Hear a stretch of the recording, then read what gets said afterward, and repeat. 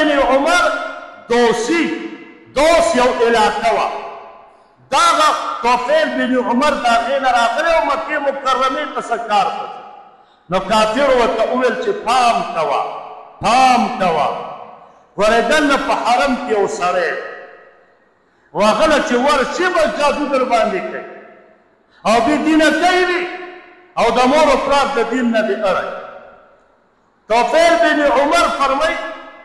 وایي ما د لرې نه وکته خو داسې معمولي خبرې مې په دې خوښ ولګېدې خو ډېرې مضبوطې او ژورې خبرې کوئ فرمایي ما خو څه ونه کړه کور ته لاړم خپل علاقې ته واپس لاړم وی مور ته مې ویل چې مورې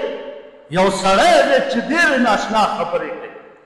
خو مورې کافرو دوکه کړم که یې دې پره ټیم میلاو شو ولاړم د دې کسره ومیلاوې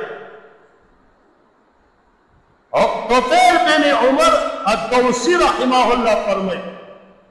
رضی الله تعالی عنه وی راغلم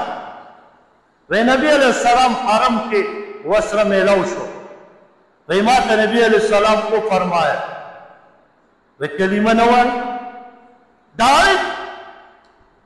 طفیل بن عمر رضی الله تعالی عنه فرمایي وی ما ورته عرض کړ د الله پیغمبره ولې نه وایم راته وی وایا نبی علیہ السلام ولا کلمه ویله ډایرکټ ایمان راوړ